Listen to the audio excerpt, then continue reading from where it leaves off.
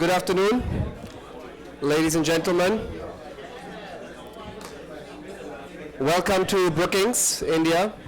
Wonderful to see such a full room and lively discussions. I'm sure you're all discussing the Indo-Pacific already, but please bear in mind that a few people have a few things to say about the Indo-Pacific on this side. They're also here on the dais, and a very distinguished panel. Let me all welcome you first to Brookings India. My name is Constantino Xavier. I'm a fellow here in the Foreign Policy Program. Welcome to Brookings and to this discussion. It's a particular pleasure today to have this event today on a timely topic on which we will hear a lot, and I'll come to in a second, but in particular because we welcome, and I'm going to use this very carefully, our prodigal son back to Brookings India. Dhruva, it's great to have you back. Dhruva really built the foreign policy program at Brookings India over the last 4 years. I think 2015, is that right, Dhruva? You came 16 to Delhi, and you've ran this program, you've built it. We were all lucky to join you, and I'm lucky to have been here for a year now.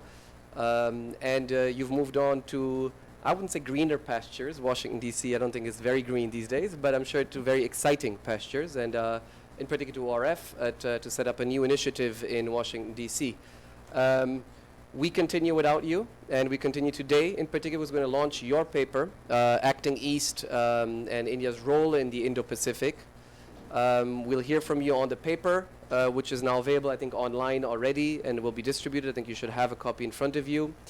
But it's also particularly a pleasure to host three very distinguished speakers who are going to help us discuss this paper.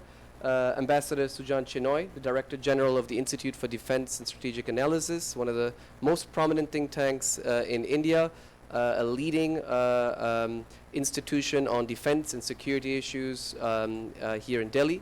Lieutenant General Narasimhan,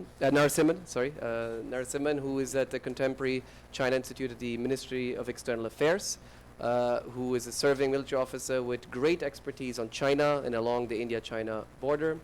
And Ritika Pasi from the Observer Research Foundation, a fellow there, recently promoted to fellow. Congratulations, Ritika. Who's done extraordinary work on connectivity and the various visions of connectivity India has had. There's an Indo-Pacific one, there's also a Eurasian one, there's a Belt and Road one. There are many different visions of the role of connectivity in Indian foreign policy. So I think just to let you know why we're doing this because Dhruva has written this excellent paper which we'll be discussing, but also because this paper is coming up in the run-up to a very important moment in the changing Asian order. We're going to have the East Asia Summit happening on November 4th in Bangkok. And this comes after a succession of important developments, of which the high-level summit between Xi Jinping and Prime Minister Modi was only the most recent one, but also the Indian outreach to Russia over the summer, and a variety of other developments in this changing order. So I thought we thought it would be a nice moment to launch this and have a discussion about the Indo-Pacific and the changing nature of the Indo-Pacific in India's foreign policy. So without further ado, I'll just pass on the word to Dhruva. We'll have Dhruva, you speak for 10 minutes to present the main conclusions of the paper, and then we'll have that followed by a panel discussion. Dhruva, up to you.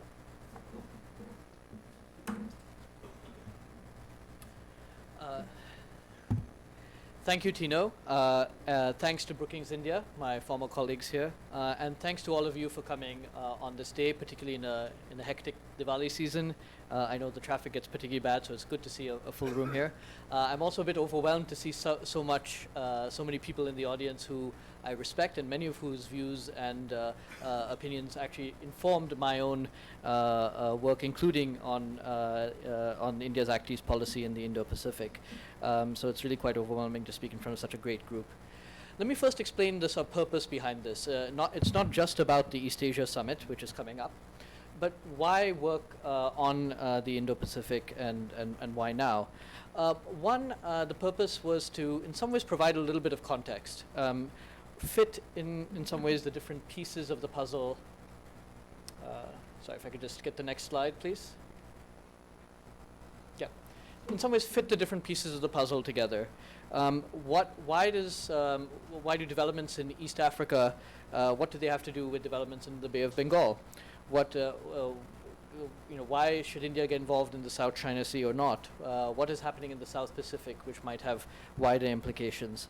So in some ways, putting the different pieces together, while there's several researchers and several excellent reports and a lot of scholarship that focuses on one or more aspects of developments in the Indo-Pacific, I didn't feel there was there was in some ways one place where all of it could be put together. The second is, even if a strategy has not necessarily been articulated, and perhaps the closest we've come to an articulation of India's Indo-Pacific approach was Prime Minister Narendra Modi's speech last year at the Shangri-La Dialogue. But even if a strategy or blueprint has not emerged, what are some of the emerging trends that we have seen? What are some of the behavior that's been reflected that I think is important? And finally, I think one of the purposes was really to cut through some of the terminological confusion. You still see a lot of the look east. What is the look east? What is the act east policy? How do they differ, if at all? What is the Indo-Pacific? What does it mean for India? What does it mean for other countries? And so in some ways what I tried to do is conceptually cut through a lot of that. This has in some ways been a labor of love. It's been it's something I worked on off and on for the last 2 or 3 years, and it, amongst other things, it took me to 15 countries around the Indo-Pacific. And so what I tried to do was incorporate some of the views from those visits as well. And needless to say, everything that follows represents only my own personal views and nothing more. First, a little bit of history, because we all love that. The India's Act East policy and in some ways its current outreach in the Indo-Pacific hasn't happened in a vacuum. And if we can just go back a little bit, we can go back even further to the pre-independence period when India's engagement with this broader region was informed by trade links and by religious links in particular. And then during the colonial era by a number of other types of interactions, including the use of Indian military forces in an expeditionary capacity. But if we were to start the clock at independence in 1947, we see that, so the first premise I would have is that Indian leadership in this wider region was in fact the natural state of affairs. So in 1947, when India became independent, it was the largest post-colonial independent state in this region. China at that time was in the midst of a civil war. Japan was recovering from the devastation of World War II. And so you saw the Indian government, even before independence, host an Asian relations conference in February and March of 1947. And that actually the picture in the top left corner shows Gandhiji speaking at that event. And it was quite a significant undertaking. Participants were brought in at considerable risk and cost in some cases from as far afield as Vietnam and Indonesia. There were participants from Tibet and China and West Asia as well. But in some ways it was a first attempt at marking a leadership role for India in this wider region.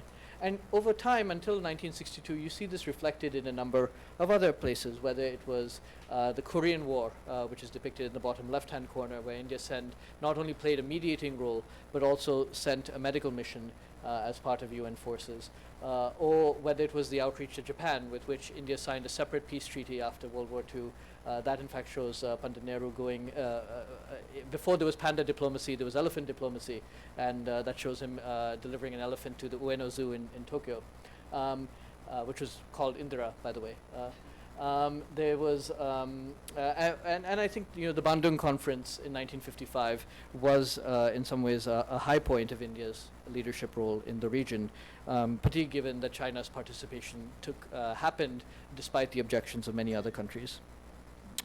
What followed, of course, is well known, and particularly after the Sino-Indian border war of 1962, we see a little bit of an aberration where India takes in some ways a much more recessed role, and other countries in Asia are driven largely by their economic growth, starting with Japan, the 4 Asian tigers, several ASEAN countries, start taking in some ways a much more prominent role in regional affairs. The end of the Cold War in 1991 brought about another set of changes, not just a change in the strategic context, but also India's economic opening and liberalization. And it was in this context that the Look East policy emerged. Prime Minister Narasimha Rao went to several countries in the region, from South Korea and China to Thailand and Indonesia. And in some ways you started seeing this sort of economic and institutional outreach to the region. But things have changed, and these are, I think, are some of what have the drivers of what later became the Act East policy. One, the balance of power shifted quite considerably with China's rise, and you started seeing a new kind of China that was also going out in the world, particularly after around the year 2000. You started seeing the old institutional arrangements, whether it was ASEAN or the US hub and spoke alliance model in the region, starting to feel a strain, many of these being legacies of the Cold War era and the context changing quite considerably. And you also saw, of course, India's own capabilities grow in this time period. And it was these changes really that required in some ways a new name, a new approach. In some ways, this signaled a shift from the Look East policy to what has now become known as the Act East policy. How does it differ? I would say that the key, the cardinal changes include a change in means, a shift from an economic and to some degree a diplomatic institutional focus of the Look East policy to a much more comprehensive engagement, including a very strong security dimension. The second big change was a sort of wider scope, just from initially Southeast Asia and to some extent Northeast Asia to the entirety of what we now call the Indo-Pacific. Of course, for different countries, there's a different emphasis, and I think for India, quite obviously, because of its geography, the Indo part of the Indo-Pacific will always be more important. If you look at the map, you see the Indian Ocean in some ways would remain India's primary area of focus, the sort of intermediary waters of Southeast Asia being a secondary focus, and Northeast Asia and the South Pacific being places where India can only play at best a marginal role. So clearly there's a different emphasis from how other countries would look at the Indo-Pacific region. But clearly you have a sort of a wider a scope in India's interest.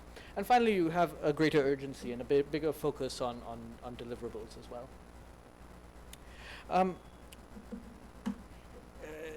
In some ways, in practice, this has really meant, as I see it, the Indo-Pacific has really involved four elements in India's Act East policy. The first of which is securing the Indian Ocean. This is playing out in a number of ways. One is better maritime domain awareness, and you see this in terms of the certain pieces of equipment that India has acquired, such as P-8I aircrafts by the Navy.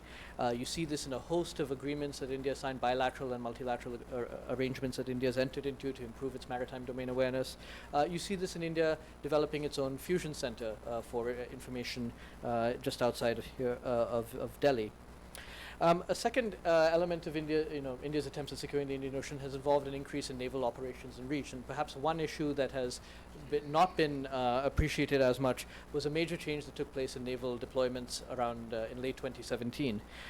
Today, you see the Indian Navy actually having effectively a permanent presence in several zones in the Indian Ocean. It has 36 points of operational turnaround points.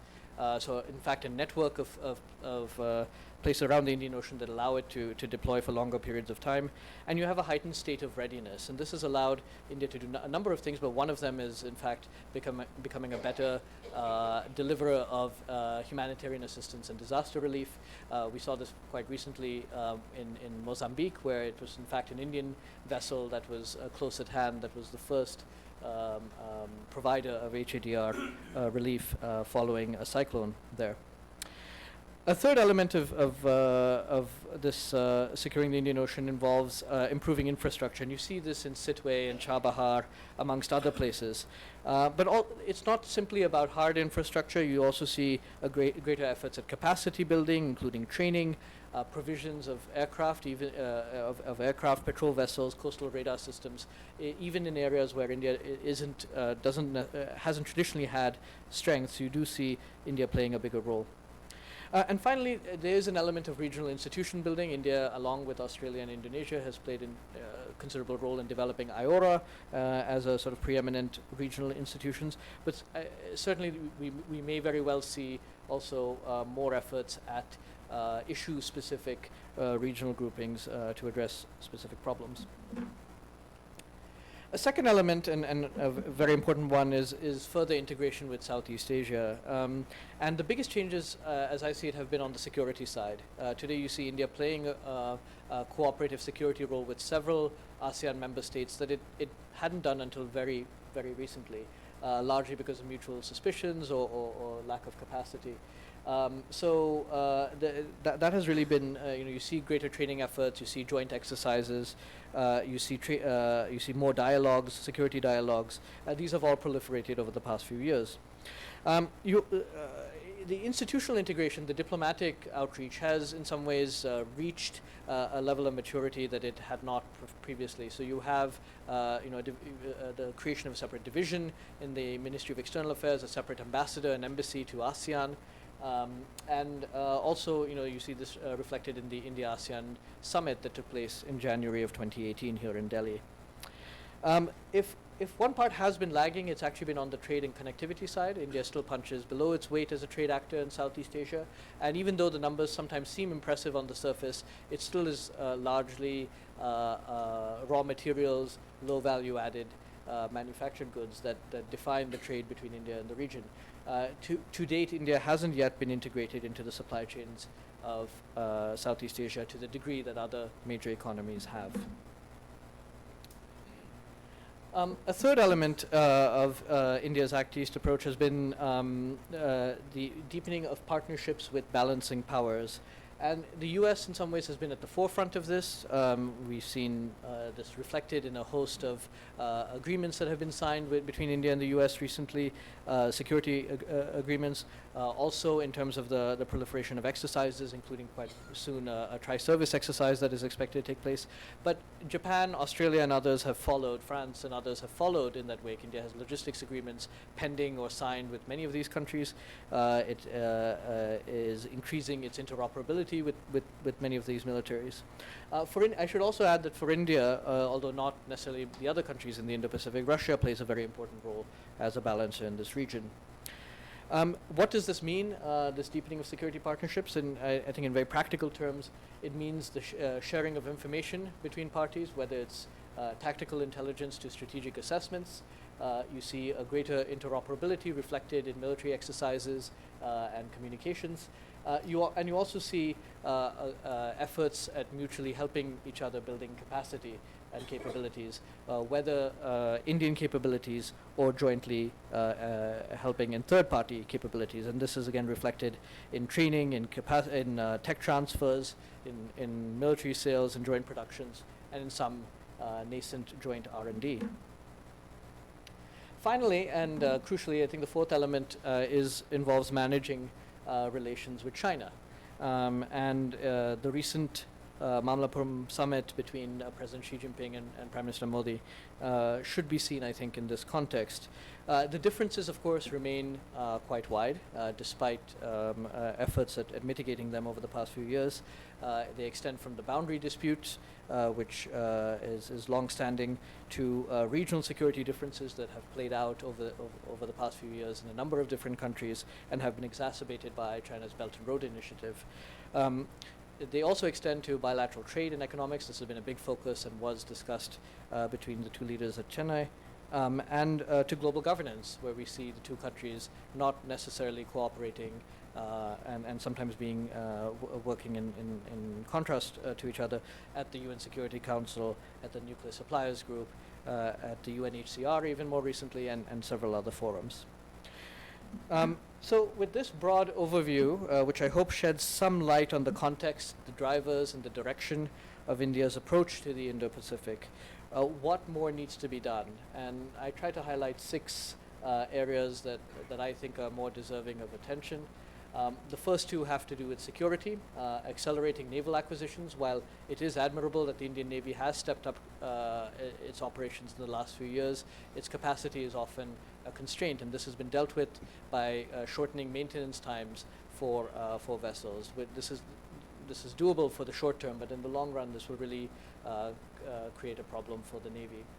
A second area where India is not very competitive, except in a few areas, is in terms of defense exports, providing an alternative to, particularly to smaller partners in the region who seek defense equipment from other countries. And basically, apart from offshore patrol vessels and coastal radars, India is not very competitive in other areas. So improving India's defense export capacity will be another priority. Facilitating regional trade, integrating into supply chains is going to be another area. Whether this is done through trade agreements or through other mechanisms remains to be seen. But that certainly will remain a potent ability for India to influence regional outcomes. Attracting investments, which India badly needs, but screening them for security, to keep national security interests in mind, will be another area. And to the extent that India can improve its facility in these areas, it would obviously be to its advantage. And finally, relating to connectivity, 2 points. One, improving project implementation. Some efforts have been made in this respect, but certainly a lot more can be done for India to become more competitive, whether it's reducing the cost of credit, whether it is better planning, or whether it's better coordination with and lessons learned with partner countries. And finally, enhancing connectivity, particularly air connectivity, which remains in some ways a bit of a gap, particularly in Southeast Asia. So apart from Thailand, Malaysia, and Singapore, India is not really well integrated, well connected by air to most of the other, at least directly to most of the other Southeast Asian countries. And this will, of course, if it happens, would boost business links. It would improve tourist traffic, and many other things that would facilitate people-to-people contact. So with that, let me end, and I look forward to your questions and the discussion. Thank you.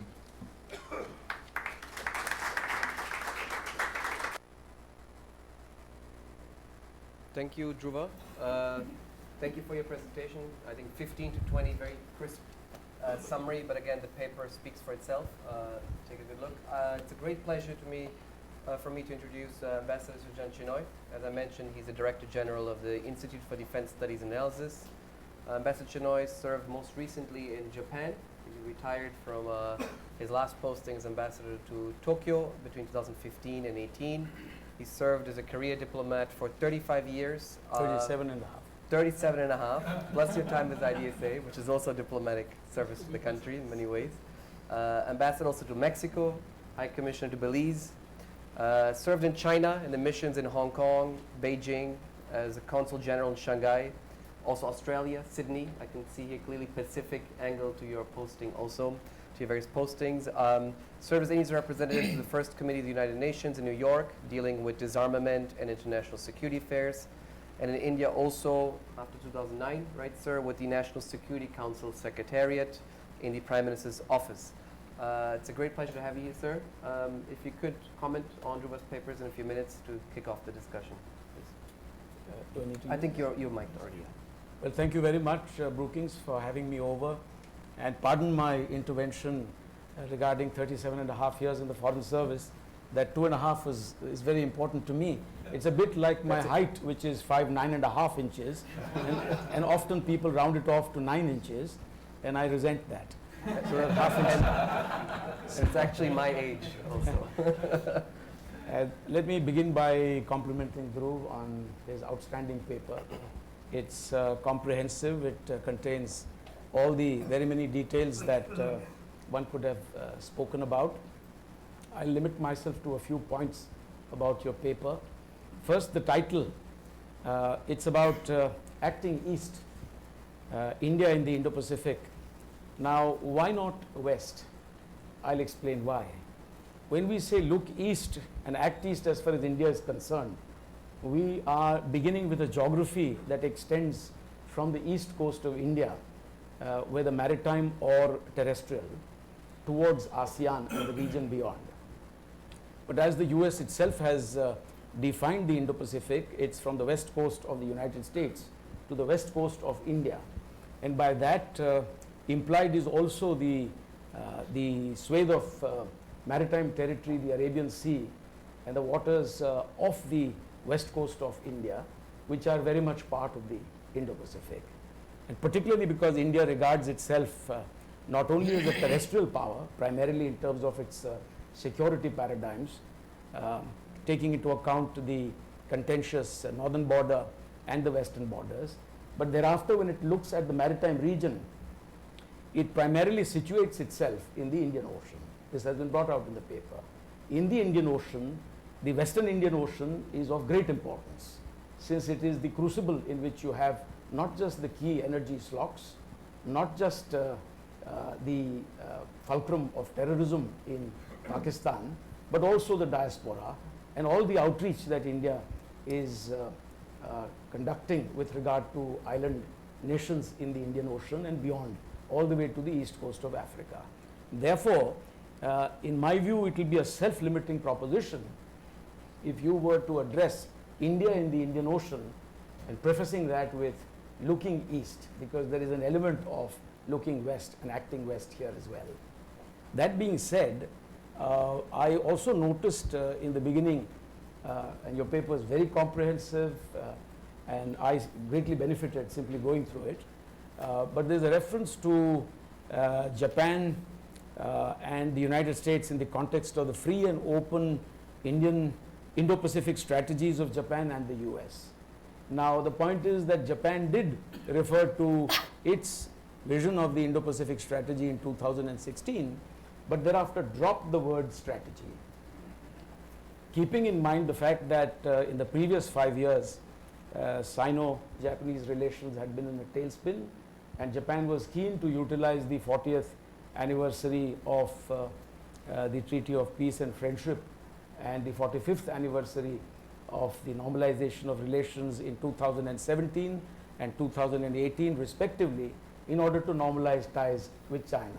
So the word strategy is no longer part of the Japanese lexicon, and that is a point which you may need to keep in mind.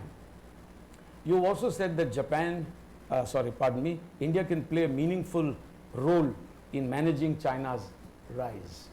And somewhere in the paper you have quoted Ashley Tellis maintaining that a democratic, strong democratic, even if perpetually independent India is in America's national interest. Now there are two things here which are intriguing to me. One is that India can play a meaningful role in the Indo-Pacific, but that meaningful role must begin with its own region first. India must first play a meaningful role in South Asia, in the broader context in the Indian Ocean, before it can catapult itself into waters beyond, into the South China Sea, into the Pacific Ocean. We are doing a great deal, but the primacy of our own immediate space cannot be overstated. The second thing is obviously not attributable to you but to Ashley, but that a perpetually independent India is also in America's national interest. Now it is a given that India will remain independent. I suppose that is not in contention, and I suppose what is really meant here is that have an independent outlook towards the Indo-Pacific, but that is also a fact, because we have a certain way of looking at it, primarily because of the four that are the so-called putative Quad. India is essentially an Indian Ocean power, and the only one with terrestrial security paradigms dominating its security interests. The other three, including the United States, which has a physical, geographical, terrestrial presence in terms of its troops and bases in not only Japan but Korea and Australia and elsewhere, in terms of the very many alliance partnerships that it has in the region, that along with Australia and Japan, they are primarily Pacific interests that dominate their narrative on the Indo-Pacific. So this is something we must keep in mind. You mentioned defense exports as one of the recommendations. Now here it's a chicken and egg question, because India has traditionally been importing a very large part of its defense requirements, and it's not very easy to compete at the global level with supply chains that are well entrenched, that in fact churn out billions of dollars worth of equipment, and it's a question of the order book coming first or becoming part of the supply chain first, and that is a task which the government of India is currently addressing, not only with regard to greater participation of the private sector, which I think will be greatly facilitated once we complete the industrial security agreement with the United States, but beyond that also the MSMEs in India, which need to be part of the defense clusters. The next point is, you mentioned investments in India as one of the ways to strengthen India's role in the Indo-Pacific. And I think here Japan plays an exceptionally important role. For those that do not know the facts, Japan is India's largest cumulative investor, not counting, of course, Singapore and Mauritius, which are platforms for multi-source investments into India. Single country, Japan is at the top with roughly 30 billion US dollars. And I think this is a process that we would like to see encouraged, because we have a trouble-free relationship which is pro bono on both sides, and there is genuine scope for Japanese manufacturing to use India as a hub for their global markets. Two other elements that could be brought into the paper or the discourse in general, going beyond maritime security, capacity building, HADR, connectivity, are the elements of terrorism and proliferation. Now, when we look at the issues, the security issues that girdle the Indo-Pacific region, topmost among them for India is also terrorism, and terrorism to the west of India has its links with Southeast Asia and beyond. I mean, it's not for no reason that the LET is also now regarded as a threat in Australia. In the CBD on Bligh Street also, you'll be watching your back. So the point here is that terrorism is something that must be brought out adequately, and proliferation again with good reason. For the A.Q. Khan laboratory and shop in Pakistan has its recognition even in the Peace Museum in Hiroshima. All you have to do is to walk through that visitors gallery there, and you will see a certain rogues gallery there with a very prominent picture of Dr. A.Q. Khan as being the prime proliferator that actually helped link Pakistan at one end of the Indo-Pacific with North Korea at the other end. So these two issues need to be brought out if you are increasingly shaping the Indo-Pacific narrative towards security issues. Apart from that, I just briefly want to comment on the Pompeo statement. The Secretary of State day before yesterday spoke at the Heritage Foundation, and he said that the Quad will show China its place. Now, I'm not very sure if this will help very much the cause of the Indo-Pacific, which the United States says needs to be inclusive. If you look at the statements made by the US, Australia, Japan, and of course the Indian statement was non-existent there, but after the Quad meeting, the US has very clearly said on multiple occasions that it sees the Indo-Pacific as an inclusive architecture. And by that, I suppose you mean that you want all the stakeholders in the intervening space, particularly in Southeast Asia, and by the way, not all of them are democracies, you want them all to participate, and therefore we need to avoid putting in their face stark choices of the type that they wish to avoid. Nobody in Southeast Asia today wants to bell the cat. They do not want to be caught between a rock and a hard place, do not want to be forced by anything, not even FONOPS, into taking decisions that push, say, Vietnam towards one side or the other. So this also reminded me of what Yang Chietra had said in 2010 when Secretary of State Hillary Clinton had criticized Chinese operations in the South China Sea. And I think he was speaking to, if I recall correctly, George Yeo, the then Foreign Minister of Singapore, and he had said that China is a big country and the others, that is to say Southeast Asian countries, are small countries, and that's a fact. Now, it sounded a little vainglorious at that point of time, but that too was not very helpful in terms of getting the others in the region involved in this broad-based dialogue that all of us wish to see as an inclusive dialogue. There is an overemphasis, I feel, in this discourse on the Indo-Pacific on democracy. Though the word democracy is now typically missing out of the statements coming out of the four democracies, so to speak. But when people write about it, they always say the Quad, for instance, the so-called Quad, the putative Quad, is a concert of democracies, and that is out to make a new compact. But we must keep in mind that to the extent that you insist on democracy, as against shared values or like-minded approach, you will be limiting participation, because some of the key participants that you wish to see in the tent are not necessarily democracies. So that's something for deep thinkers like you to ponder over as to how you will get over there. As far as dreams are concerned, the Chinese have a dream in the same region which they promote through the Belt and Road Initiative, and that's the rejuvenation of the Chinese nation, the achievement of the great dream realization by 2050. But it also reminded me of what President Trump had said in 2017 in November in Vietnam, in Hanoi. And he had said that the Americans, the US also has an Indo-Pacific dream. So there are obviously many dreams that also undergird this broad swathe of territory. Last 2 points, if I may, with your permission. The 9-dash line. Now this is an oxymoron in the English language. Have you ever thought about it? Because dashes do not make up a line.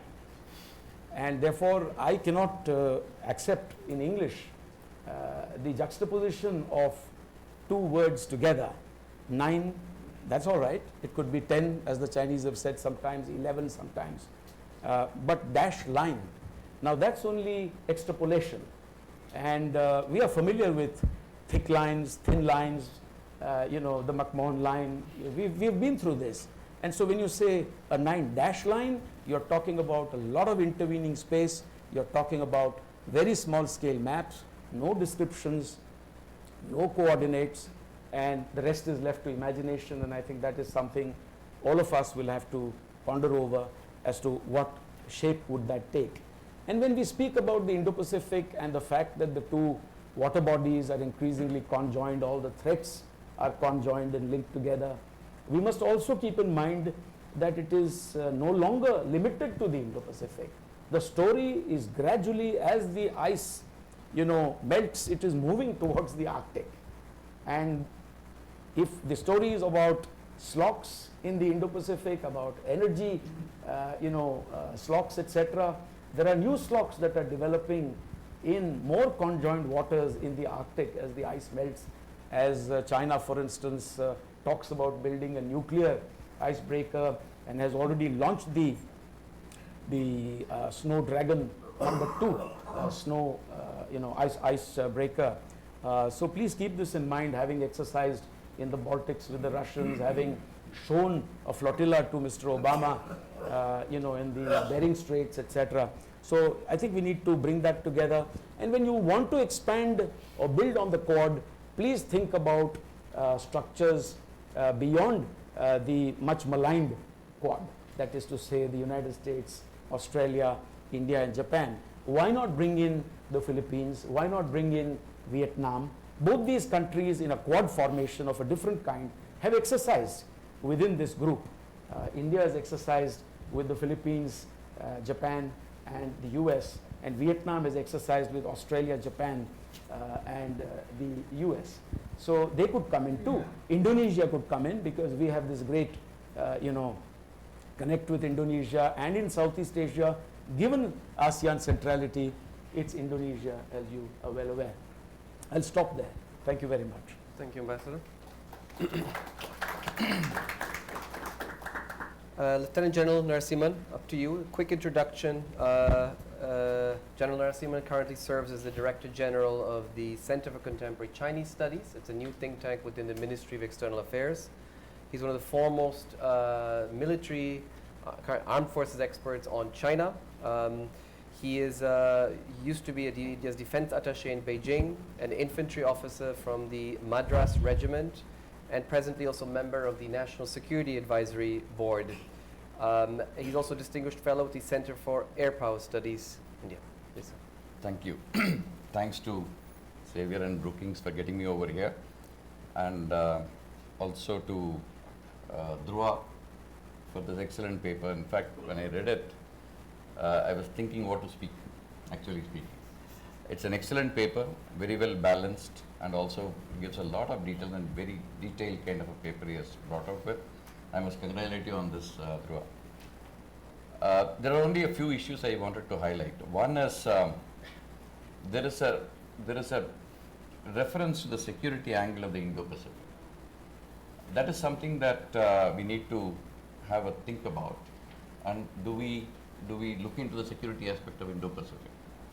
Because the position seems to be more economic, developmental oriented, HADR kind of related issues than a security angle to Indo-Pacific. The second thing is I was actually surprised to see Quad in the paper, which is related to Indo-Pacific. All along we have been saying that Quad and Indo-Pacific should not be conflated together.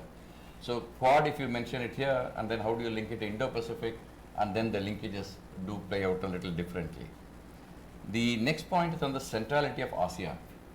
Now, this is a point on which there have been a lot of discussion.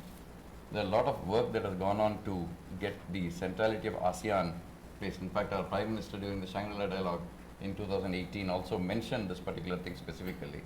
Thereafter, when we interacted with some of the countries in ASEAN, there seems to be some kind of vagueness about this centrality. They actually didn't actually get the point of centrality of ASEAN. So that is something. One is the geographical location itself. Second is the linkages that they have between the Indian Ocean countries and the Pacific Ocean countries. The whole lot of other issues that come with it. That is something that you may highlight at some point in time in future. This paper, by and large, I felt deals more with Indian Ocean region than the Pacific. The majority of the arguments in the paper deals around the Indian Ocean region, and probably a little more of look into the Pacific and how does India fit into that is something that could bring in more, that could have brought in more strength to this paper. The China's construction of ports has been mentioned in the paper. Actually, Bagamoyo you mentioned Mombasa, you mentioned Chakfu, Gwadar, Hambantota, all those places. But many of them are run into trouble. Bagamoyo is into trouble, Mombasa is in trouble, Chakfu is in trouble.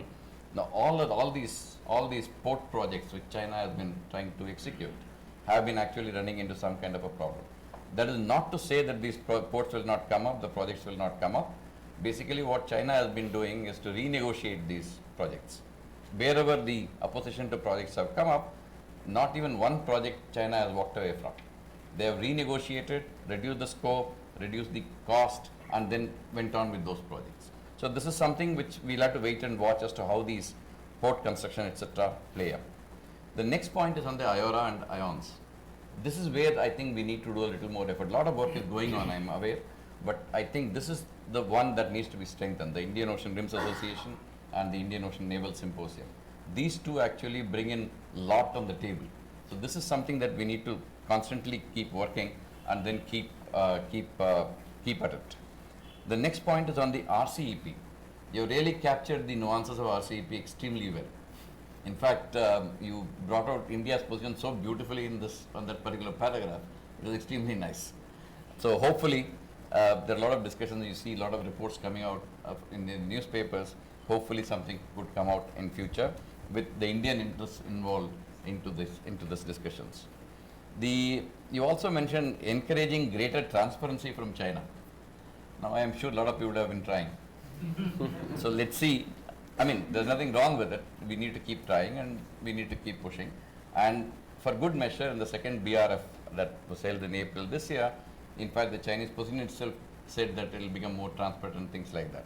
So that is something that is interesting to watch. And I think some forward movement in this would be really helpful for both these things. And the next point is on the potential dual-use facilities, which you have mentioned in the paper. This is basically something which, the moment the ports come up, the next question is, can it be used for dual purposes? Is something that the question that comes up. And you have rightly said that, probably this country should be contacted and an assurance should be taken that it will not be used for military purposes. In fact, countries like Myanmar have already enacted a law saying that the foreign troops cannot be positioned on their soil.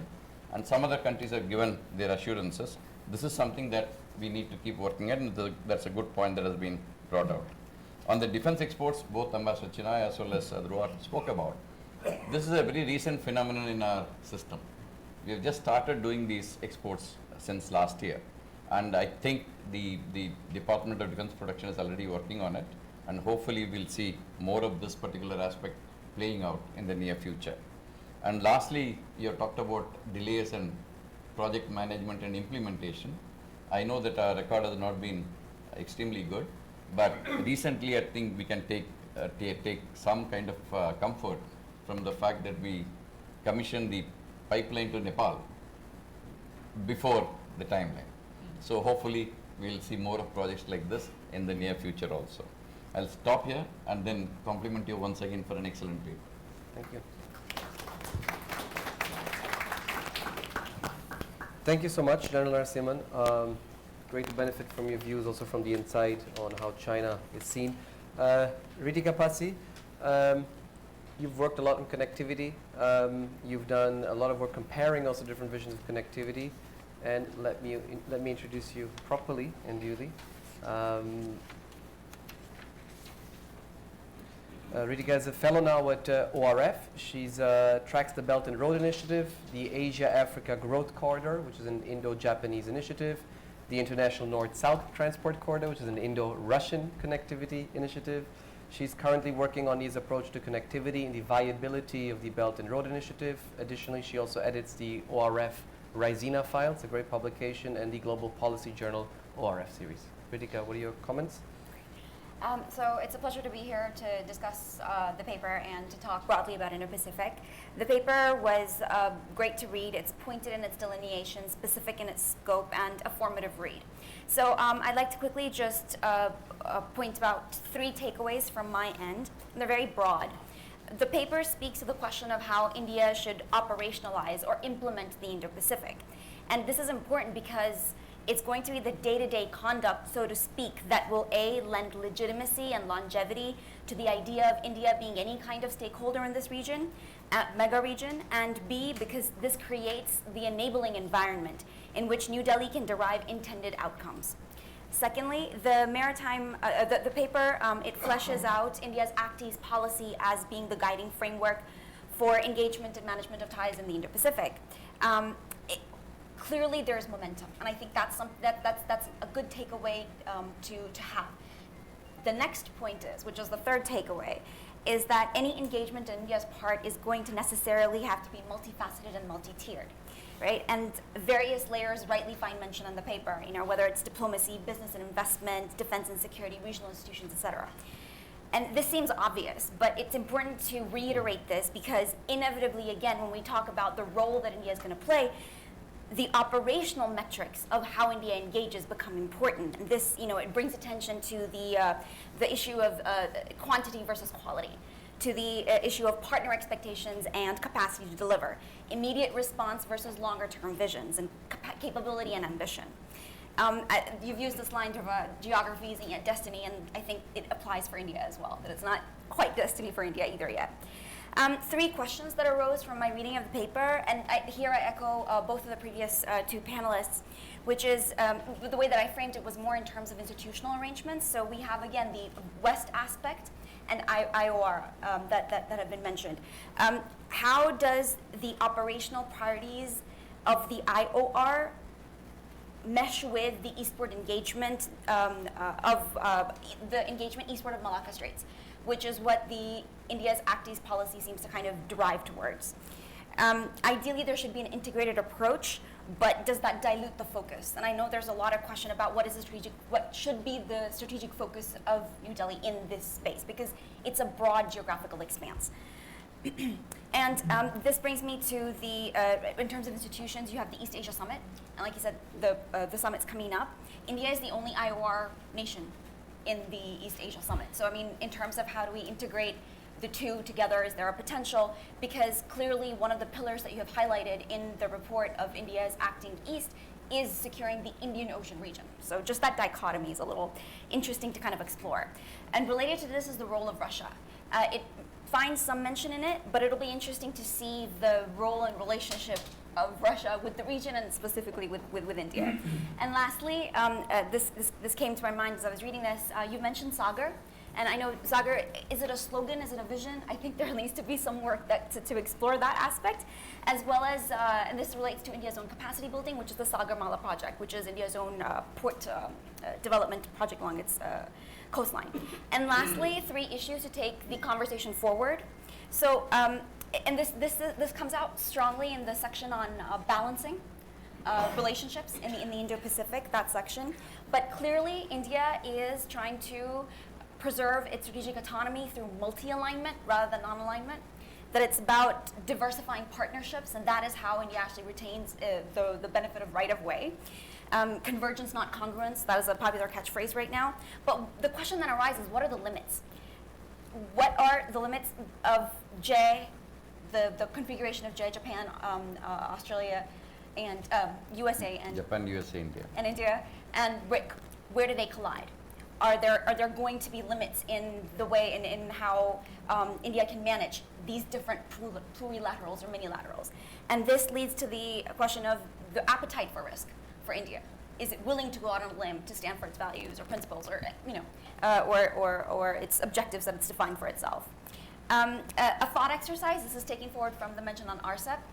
What if India doesn't join RCEP? What will that imply for the Indo-Pacific? I thought that's an interesting thought exercise to kind of conduct at present. And lastly, I kind of defer a little bit from what was said just previously about how the security element has been brought up in the paper, but it's mostly from an economic/developmental perspective, because my reading of the narrative on Indo-Pacific is that it's mostly born out of a logic of security rather than development. And for instance, again, I think there's mention made of blue economy.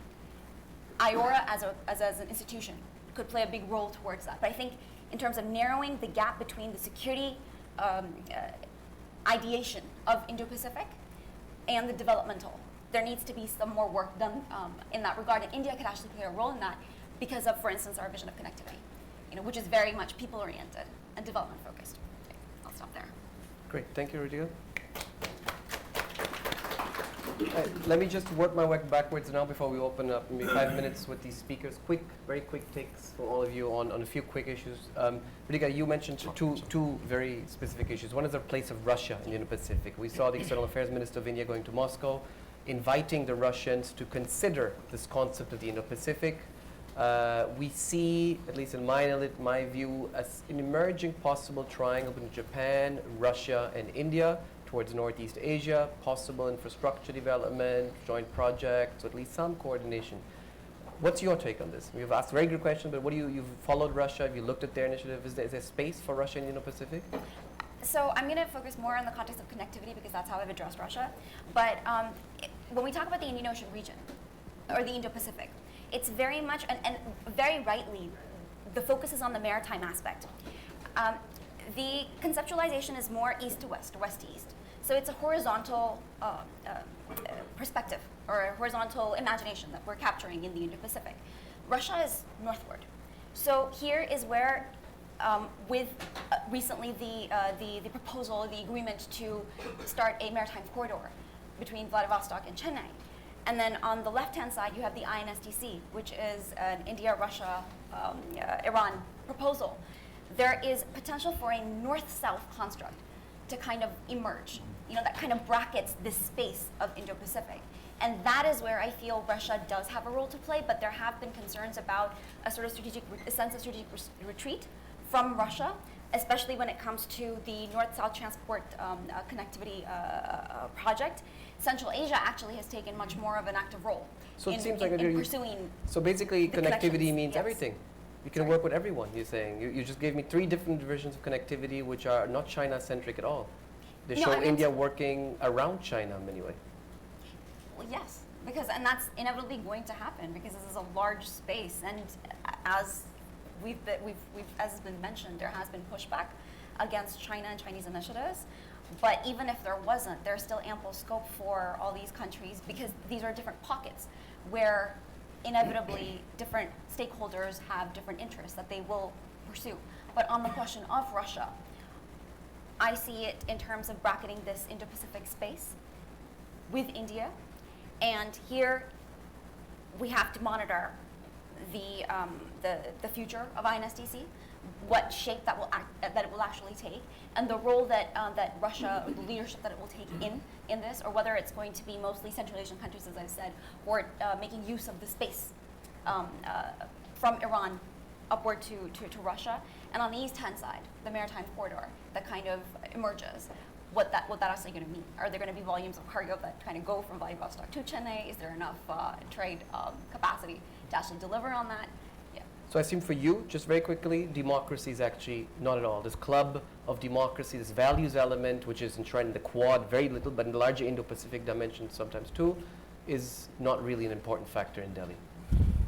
I like the way that it was put, that perhaps more than democracy, it should be values and principles of engagement that are advanced, instead of it being that India is a democracy and that we work with democratic So what countries. values and principles, for example? So it would have to be transparency. That's one. It has to be about project implementation, the pillars of project implementation in terms of project preparation, in terms of ensuring that the projects are viable, that there are volumes that can be transported along these connectivity infrastructure projects, that it has to be people-led, people-oriented, and the outcomes are very much, they're filling a gap, and they're not going to become white elephant projects. So rule of law, I think in many ways, Governance, there is a principle, yes. and in many ways a democratic angle in that sense, rule of law, which I think the Chinese would not understand.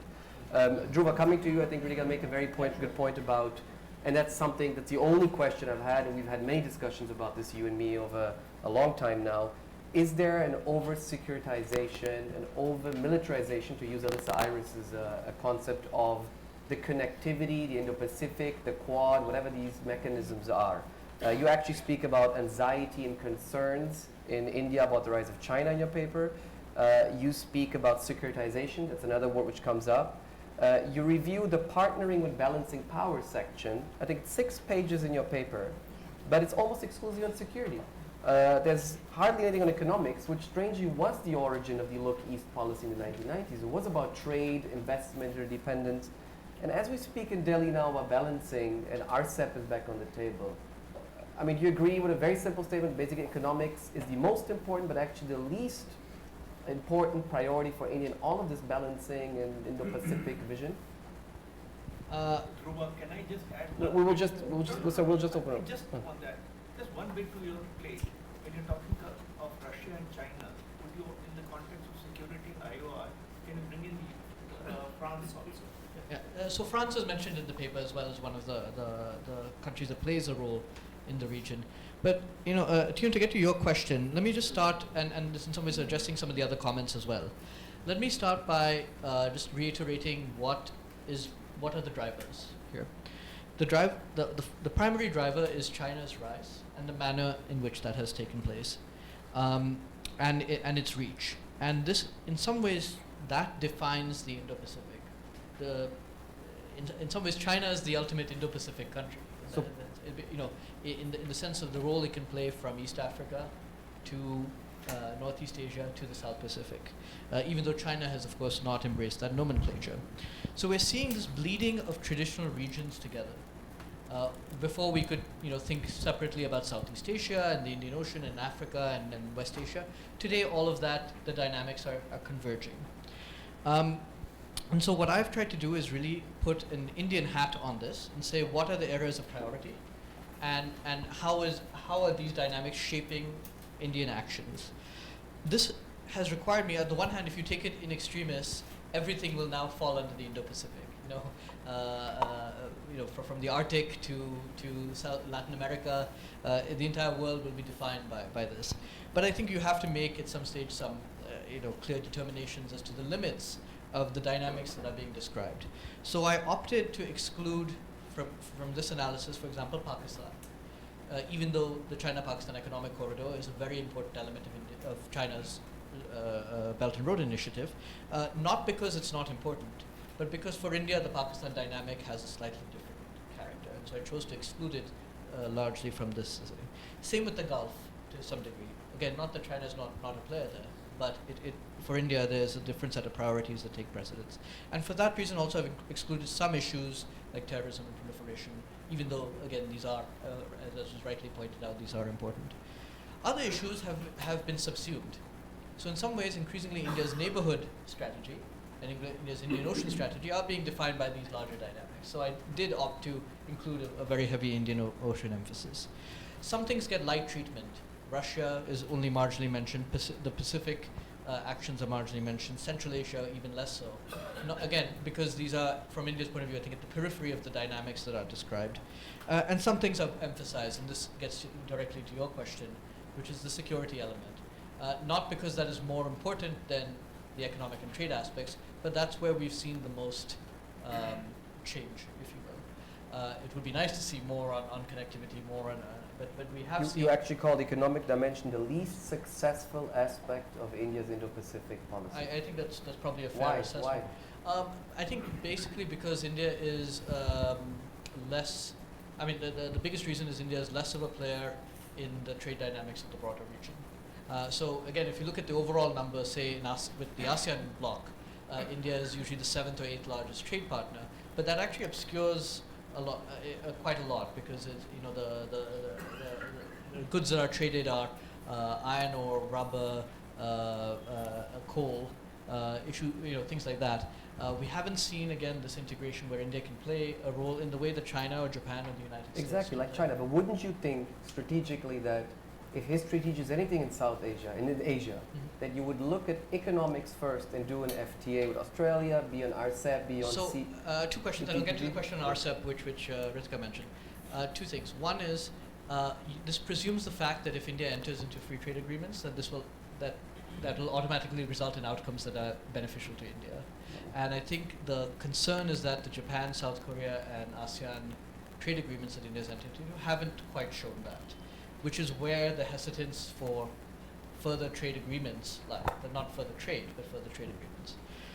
The second thing is, India being a market economy, there's only so much the state can do to drive the economic push. You can provide incentives, and we are seeing that in the connectivity projects that are taking place, whether it's with Myanmar, whether it's in the Indian Ocean. But the security is actually something that the Indian government actually has a lot more security and diplomacy, areas where the state actually can be a driver, can be a player. And so you see decisions being taken quite quickly and being implemented quite quickly. On economics and trade, it's much harder to do. I mean, we've been talking about some of these things for years, but the implementation is often lacking. I mean, I've been in countless meetings with Indian private sector companies, many of which are actually successful in small ways in Southeast Asia, but are very scared about scaling up because they just feel they will hemorrhage money. It will not be, and that's how a market economy should function. Final point on this, in India we haven't yet developed the habits of, say, as Japan has, of the state and private entities working, or South Korea has done. These are both democratic market economies, but we haven't yet developed the habits where the state and private sector work in tandem to the same degree. So it's a bit of a paradox. You speak about vested interests, for example, on the airline connectivity in Southeast Asia. Domestic vested, I assume you mean economic interests in India, which are pushing to keep the market of airline connectivity closed, for example.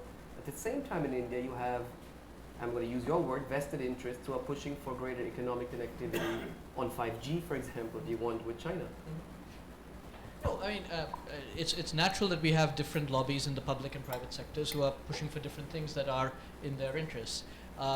In some cases, these are state-owned companies in India that are worried. I mean, in the airline case, it is Air India largely, which is has its own issues.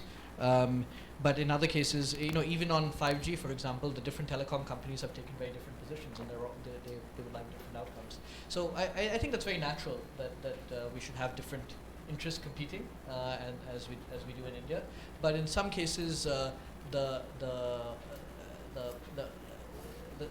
powers that have ended up being most powerful, the interests that have been most vested, serve an unhelpful purpose in the long run from a strategic perspective.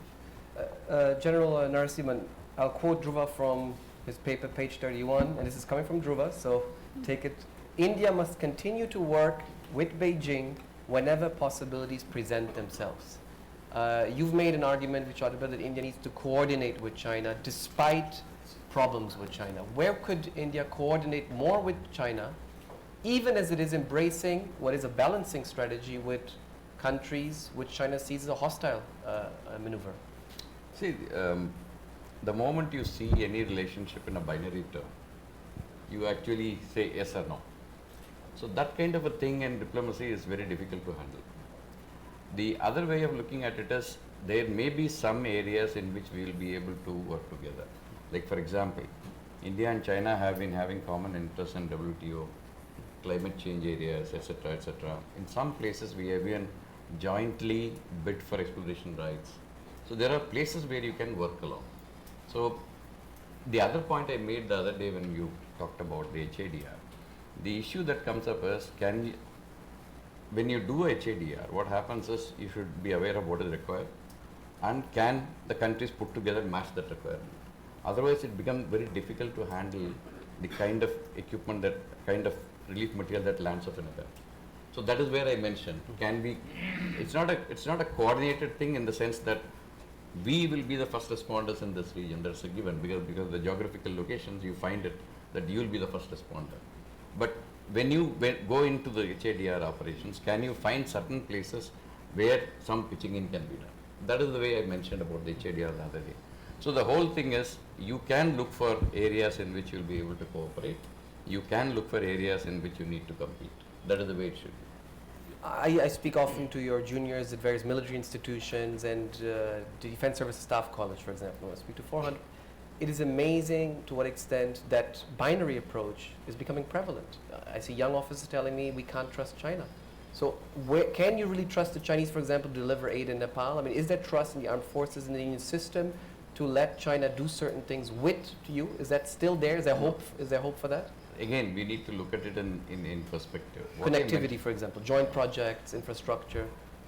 You see, we agreed upon in the first Wuhan summit to have some kind of 2+1 kind of a thing, and we did train the Afghan diplomats as part of that particular project.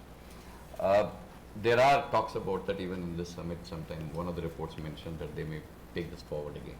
So then there are things that can be worked out, and I'm sure the ministry and others are working on it, and so I won't be able to give you that particular input because I'm not privy to it. So the issue is that they also may be looking at areas where we can work together. So that is something which we need to look at. So there's still trust remaining in the system. Of course it is. Ambassador Chinoy, I think you worked Can I for parse, 4 years. sorry to be so rude, can I parse a bit what he said? Please. Because meanwhile, if you ask me a question, I'll forget what I want to tell you. So, Dhruv, you just spoke about the fact that in your view, the Indo-Pacific, the thrust is more on security issues, and that it's primarily driven by the rise of China. If that is the premise, then there are two further questions that arise. First, it's a fact that the term Indo-Pacific predates Mr. Trump, and also predates anything the United States has said about China, because the term Indo-Pacific has been written about in the publication of the National Maritime Foundation by a scholar in India, and there have been references to that. So if you insist on a security paradigm in a theoretical construct, then you are basically pegging that onto what has primarily come out of the United States of America, as in that it is to contain China or deal with the rise of China. And that means also that there are bound to be some contradictions with regard to the inclusive aspect and ASEAN centrality, because the ASEAN have made it quite plain, whether you talk to them bilaterally or as a group, that they do not wish to have a kind of difficult choice there, a Hobson's choice, where they have to take sides, etc. So the inclusive part of your construct, that is to say, everyone says it should be inclusive. How do you make it inclusive without ASEAN? And the ASEAN don't want to be caught in a cleft state. Number two, I haven't finished here. If you take it in the direction of the Indo-Pacific being organically structured and evolving in the region because of the new dynamics of economic growth, progress and development, and that is to say also underlining the primacy of India's rise naturally as a bigger economic power, then that could be more sustainable in the long run. So defining the Indo-Pacific, you have two choices: peg it onto security, and you are taken in one direction which is primarily wordings coming out of some of the countries, and the United States has made it quite clear. You take it in the direction of organic evolution of the term Indo-Pacific, then it takes you in the direction of economic realities, the fact that growth has moved away from the Far East to Southeast Asia, and in concentric circles is now moving towards our region as well, and that India is now recognized as one of the key fulcrums in the emerging economic dynamics in this region in the 21st century. I prefer the latter for reasons to do with the centrality of India also. The other point I want to quickly make is that please remember that the term Asia, in this organic evolution of the term Indo-Pacific, the term Asia, in my view, is basically a colonial term. It was when the British, underwrote insurance in this entire region from east of the Suez all the way to Shanghai, that you had this term Asia up to the end of the Second World War. After the end of the Second World War, with the emergence of the United States of America as an Asia-Pacific power, it was embedded in the region in economic and security terms. It offered its large market to Japan first and then the Asian tigers, as you brought out, and subsequently to China. And it is because of that connect with that large trans-Pacific market that these countries rose, and hence you have the term Asia-Pacific. Asia-Pacific is a term that has outlived its utility in an organic fashion because of what I said, the shift of growth, economic growth, prosperity and development further away from the Far East and even beyond Southeast Asia towards our region. So therefore, it is the Indo-Pacific. And I think that is a better structure in which to try to work towards some kind of inclusive architecture, because otherwise the security paradigm will be very evasive. You wanted to ask them? No, Dhruva, up to you. Very, very quickly, I'll just a quick point on that. I don't know if a security dimension has to be exclusive at all. I think if one, and secondly, I'm not sure I buy the notion that India embracing a security approach necessarily is a U.S. view. In 2007, when Gopi Khurana wrote about it, he's a Navy officer writing in the IDSA journal in a defense and security study context. When C. Rajamohan was writing Samudra Manthan in 2012, well before, by the way, the U.S. embraced this term, he was writing about the Indo-Pacific as a zone of security competition involving, amongst others, the U.S., China, and India. So I think I think the Indian origins also go back to a security context, and I think my reading, and I've written about this, my reading of Prime Minister Modi's speech at the Shangri-La Dialogue was, and this is a security dialogue as well, the Shangri-La Dialogue, a defense ministers dialogue, was that very much India supports ASEAN centrality and ASEAN unity, and that India's approach to the Indo-Pacific is not necessarily a dichotomy. It's actually a way to bolster ASEAN unity and centrality that are under stress from certain powers that are not Indian. So.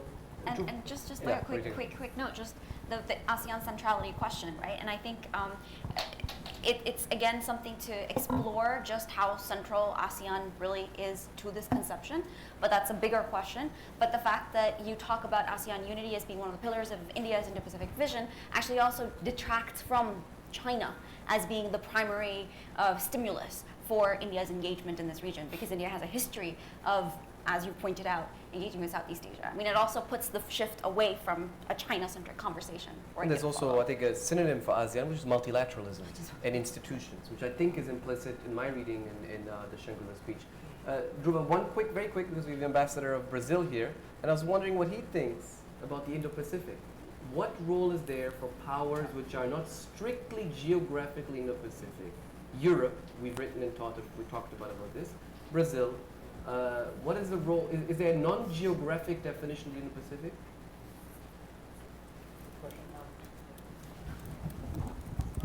No, I've taken a geographic delineation, at least. Again, I think from India's point of view, it doesn't extend to the western coast of the Americas, not for any reason, for the main reason that India doesn't have the ability to project power into to Colombia and Peru and the west coast of the US can choose to define it that way, that's fine, but I don't think India can afford to do that. But that being said, I've written about Europe's role in connectivity in the Indo-Pacific, recently wrote as part of a report.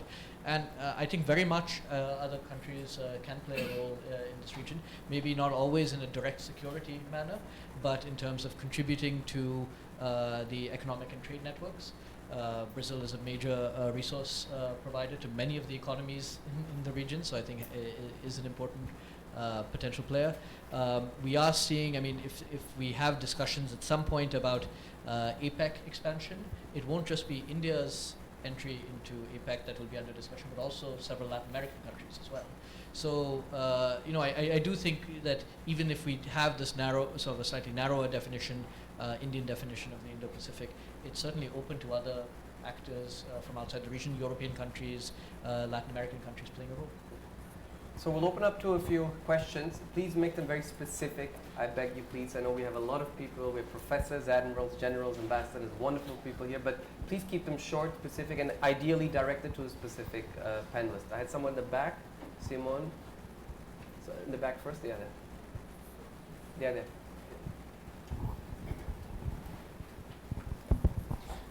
Thank you very much for this very high level and interesting discussion. Please allow me to make one comment and one question from a French perspective. And for us, it's clear that security and strengthening our security partnerships in the region is key. But our region also needs a positive agenda and a narrative for the future of its regional order that include some green initiatives, because climate change may destabilize our societies.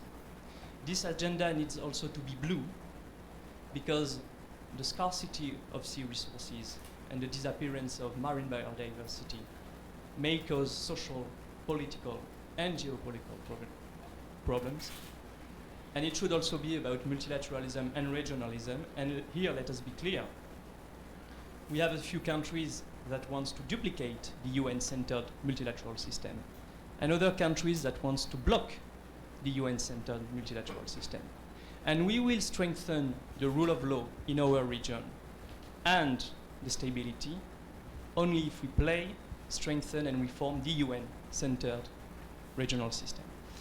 So that was one of the ideas that President Macron is proposing, and he's now doing an important trip in the southern part of the ocean, the Indian Ocean. And yesterday there was an economic regional forum where the Indian government participated in La Réunion Island. And this is a few suggestions to help enrich and complement the concept of Indo-Pacific. My question is now, do you think that does India think that environmental challenges should also be part of its own Indo-Pacific strategy? Thanks a lot. Great. Thank you. Sir, here in the front, please. Here in the front, second row, please. Vinod Sehgal, all these maritime aspects started with China enunciating the maritime Silk Route of the 21st century. I was invited by the government to do the first talk on the subject. I sent you the paper yesterday. I suggest we start looking at this as to how East Asia and China looks at it. That's my comment. Second comment, and a difference on what we've been calling the string of pearls. 2 years ago, there was an article of mine, String of Pearls, a millstone down China's neck. Gwadar. There is no way the Chinese can convert Gwadar into a military base. The entire corridor links to oil and flows of goods and material. They're not going to jeopardize it. Similarly, the other ports, India can knock them out in 30 minutes if something starts. So it's the economic aspect, and we should put down the security aspect, which has been highlighted in most papers. Thank you. Thank you, sir. Ambassador Prakash, here on the first row, please. Thanks, Chair. Very quick questions to the panelists. One, Quad. Dhruva, you mentioned Quad, and I see a strong linkage between Quad and the Indo-Pacific concept. Now, if you can, how do you see Quad evolving from your point of view, and the other countries which you think are natural candidates? Secondly, Russia. I would still request, if possible, for you to elaborate on how can Russia play a bigger role, because that's our official position, and especially in the context of the strong ties between Russia and China. Thank you. We'll take a few more, okay? I think we can then choose, and so we do one round. I think Professor Mooney here, Aditya, in the first row. Thank you. Thank you, Dhruv, for a very good paper. Two very brief comments. One is regarding the contours of Indo-Pacific. Ambassador Chinoy mentioned the American definition. The Indian definition starts with the western course of Africa. Does it include Pakistan? Because I have seen any number of official statements, latest being by Jaishankar himself in Maldives. Pakistan doesn't figure in anywhere whenever India is discussing Indo-Pacific. So what it is in this kind of a definition. Secondly, I mean that's truly emphasized the centrality of Indian Ocean in India's narratives on Indo-Pacific. And as you know that India's narrative is now almost being officially defined. After Prime Minister Modi, Foreign Minister Jaishankar has at two places, Maldives and Russia, given a very elaborate statement on that. And there is a very, very clear emphasis on the Indian Ocean. Now, if it is Indian Ocean for India as a primacy, how come we are so wedded to Indo-Pacific? Because then the one of the key components of Indo-Pacific is the Quad. And we have now elevated this forum to a ministerial level, which gives it a political and strategic weightage. So where do we stand in relation to these things if Indian Ocean is the only emphasis? Thank you. General Chopra here in the first row, please. Mehta. General Mehta, sorry. If the traditional question asker. Thank you very much.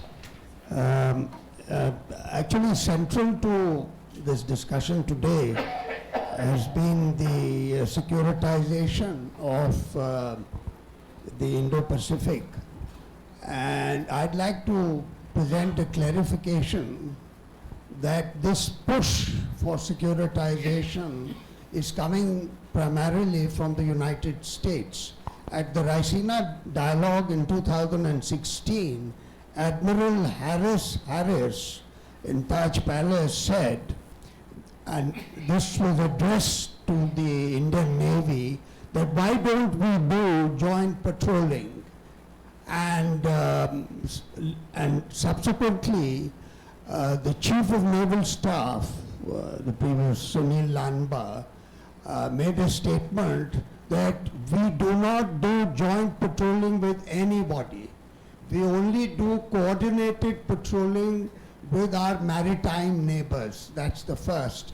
And the second statement that Admiral Sunil Lamba made was that this Indo-Pacific is not a military construct. And therefore, is this strategic ambiguity which has been injected into the Indo-Pacific deliberate or accidental? Thank you, sir. I think someone there in the back. Sir, yeah.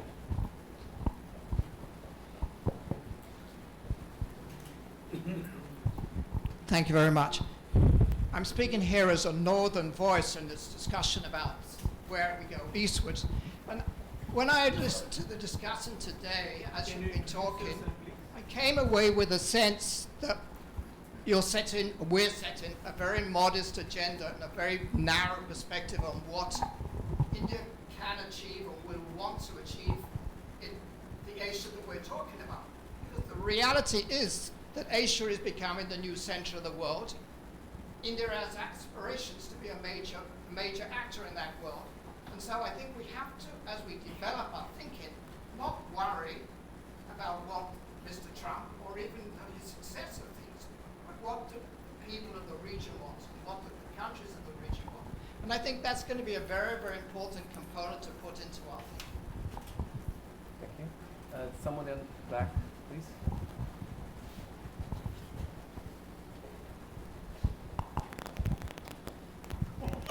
Thank you. I think that here we need some voice from China, and I think that You see, when you discuss about the issues relating to the Indo-Pacific, and you talk much about China, and I'm very surprised, not surprised, I should be very pleased to see that, because it's true that China has much more influence here, and when you talk about Indo-Pacific or some other issues around the world, and you know that there's no China is impossible.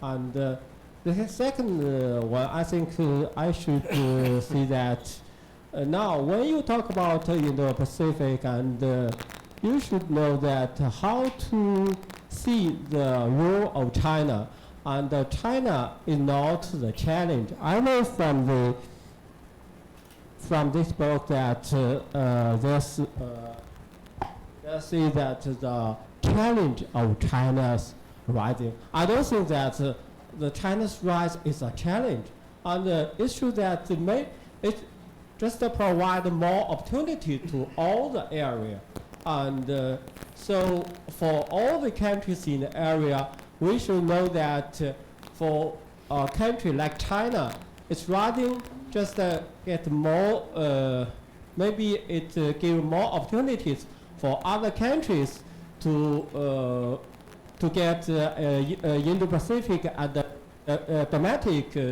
area. And so if we all our countries just think like this, and we maybe have a much more good future. Thank you.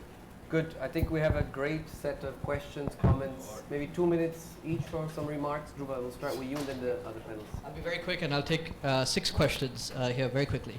One, on environmental issues, I'll point you to 3 things. One, the MEA statement of 2017 on the Belt and Road Initiative highlighted environmental and local environmental and ecological concerns as an integral element of what good connectivity projects should look like. So you see it front and center in an Indian official document, official statement. You also see sustainable fishing and sustainable resource extraction very much front and center of India's Sagar approach as well. So even in the maritime sphere, and this does have security implications, and France is trying to deal with this in Madagascar Straits. This is quite clear. Finally, on cooperation with China as well, one element I think of a successful cooperation with China is on climate change. So I think in all of these areas you do see environmental and sustainability issues front and center in India's engagement in the Indo-Pacific. Second, on the string of pearls, how many people here would have guessed that China's first overseas base was going to be in Djibouti 10 years ago? I'm not sure many people successfully would have predicted that. So we can all talk about how that things won't get securitized, but after that has happened, I'm not sure many countries are willing to take a risk in believing that future potential dual-use port facilities cannot be securitized. And I think to the extent that we can have greater transparency, I would give the Chittagong port in Bangladesh as an example of that, where they've been particularly transparent. It would be helpful in mitigating some of the security concerns in countries. And just on the side, I would just contest this notion that for some reason America cares more about the security of the Indian Ocean than India does, which seems to be the undercurrent for a lot of these discussions. India has security concerns that are very much India's.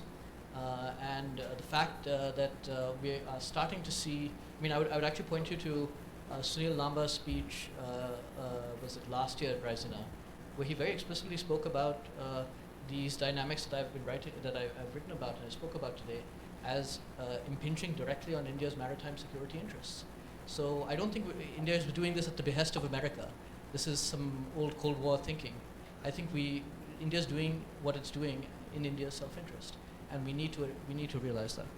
On Russia, I think the best thing to do is to engage Russia as much as possible. There's been, my understanding is Russian officials and certainly experts that I've engaged with are very resistant to the nomenclature of the Indo-Pacific, but to the extent that they can understand what is happening and understand Indian perspectives and be sensitized to it, I think it would be in India's interests.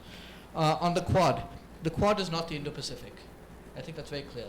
And insofar as I mentioned it in the paper, it is one of many groupings that are evolving in the region. I think equating this is a very dangerous and very short-sighted approach.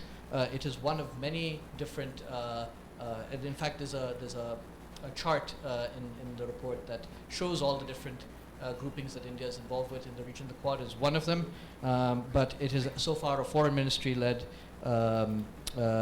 grouping. It has come up with a certain specific agenda, which we saw in the readouts from the last meeting. I mean, I don't think necessarily it's useful to think of other countries joining the Quad, but in terms of other parties to engage with, I think France is one, several Southeast Asian countries. However, it depends upon them, and in many cases, at least on the security front, the Southeast Asian countries have been unwilling to participate in many of these groupings, these minilateral groupings, because they don't want to seem to be moving away from ASEAN unity. So, we can talk all about, let's invite Philippines and Vietnam and Indonesia. Many times they don't want to actually participate. So, I think it is incumbent upon them.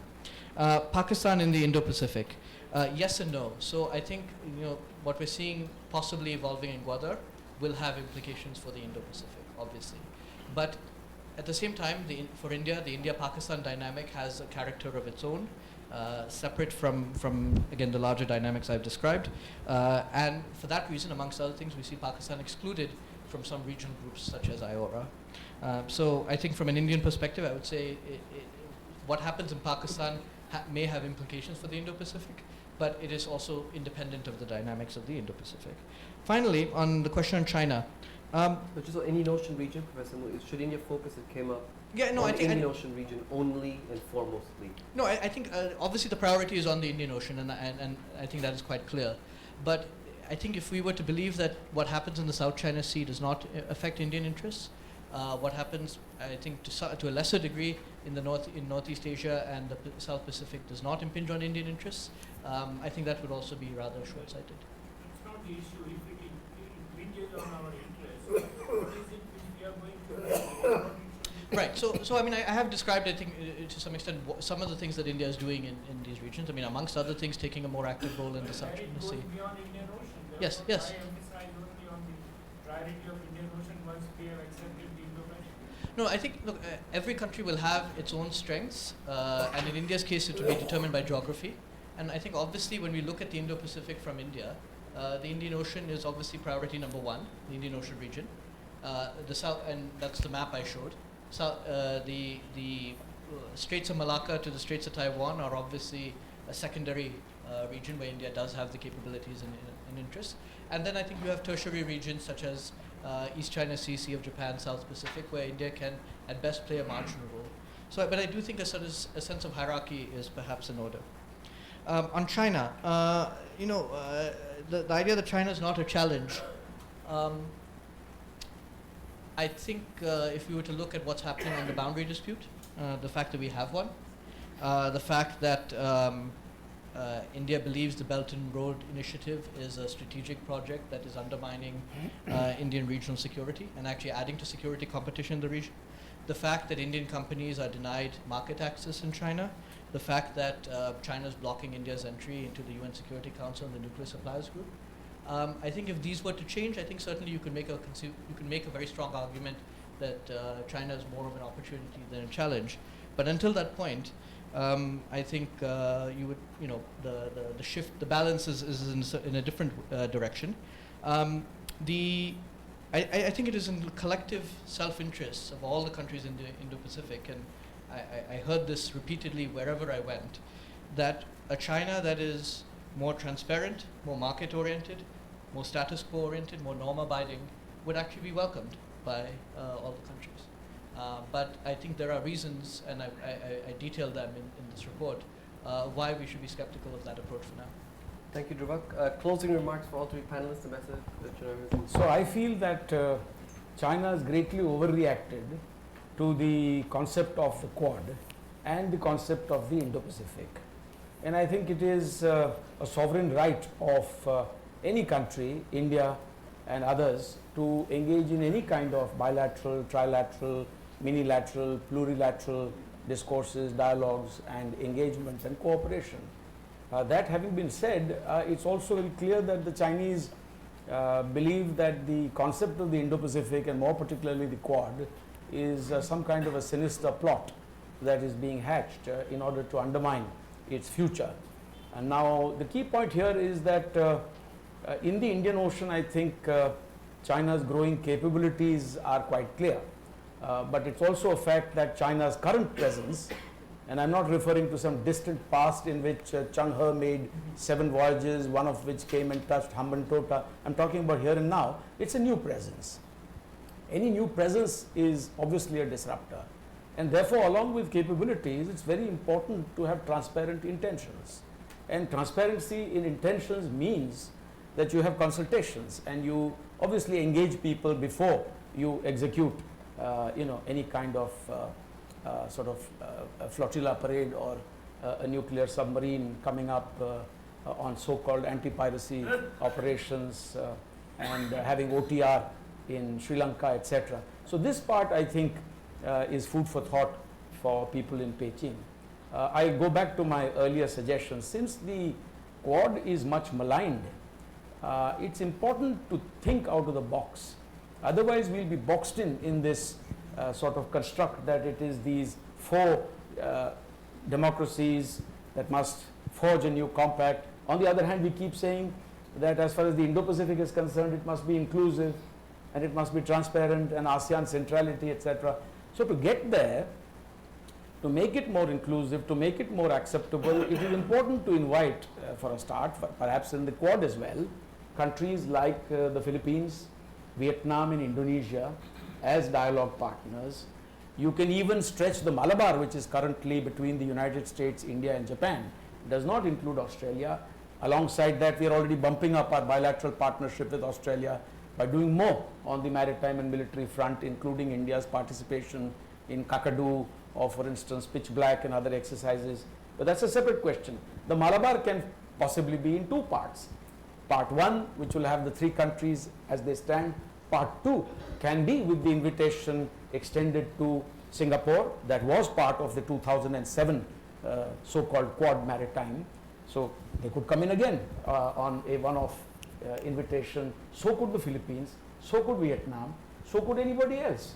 So we can think of these new constructs also, and it's very important not to get confused by the term rules of the road. I sometimes look at this term rules of the road and wonder, whose rules of the road? Because there is obviously an academic dispute over rules of the road there. Rules of the road to me in legal terms straight away conjures up the image also of UNCLOS. When I look at UNCLOS, I find that there is disparity there, that some of us who speak of the rules of the road are members of UNCLOS and signatories. Some of us who speak of rules of the road are not members or signatories to UNCLOS. So how do we handle that, And it's also very important to understand, for instance, FONOPS. Now FONOPS being conducted in the South China Sea, now Australia joining in, occasionally the Brits saying they'll step in. But if you look at 2017 and the conduct of FONOPS by the United States of America, US conducted FONOPS against 10 countries in 2017, and that actually includes the Philippines, Vietnam, India, Indonesia. The list is long, of course, China too. But the point I'm making is that, so therefore what do you make of FONOPS? I mean, this is something that is something that's complex for those who are not directly involved in the quadrilateral, ministerial or official level dialogue. It's a bit like the Buddhist parable of the blind men and the elephant, because all of them are feeling the elephant, and they're blind and they're describing it as something that they choose to. So what kind of clarity we wish to bring to this conceptually, this is very important. What is inclusive? When we say inclusive, not just we, India, the Americans are saying inclusive, the Australians are saying inclusive, then what is inclusive? If you say rules of the road, then let's get down to the brass tacks. What is rules of the road? Thank you. General Narasimhan? I have just only one point to make. This is a concept that is evolving. So till the time it stabilizes, all these dialogues are going to happen. What is inclusive, what is free, what is open, whole lot of dialogues are going to happen. I think we need to wait it out a little bit to see how this concept stabilizes and then take it from there. Thank you, General. Ritika? I actually want to bring the conversation back a little bit to India, or end the conversation, right, with India and its domestic capacities, to say all the conversation about participating, partnering with like-minded countries or other democracies, it will boil down to what India can put on the table actionably. And that manufacturing capacities, its lines of credit program, for instance, and there have been some changes in the rules of the road when it comes to lines of credit recently in the past year and a half, and actually showing proof of concept. You mentioned the Chittagong port, for instance. So, I mean, there are examples, but there hasn't been one case study that we can actually say that this is India's alternative or another option for these countries in the Indo-Pacific. Yeah. Thank you, Ritika. 3 thanks to all of you as we close this panel. Slightly late, 10 minutes. To you all joining us, to Dhruva for presenting this paper to us, and to the 3 panelists who kindly agreed to make time to join us here today. Thank you.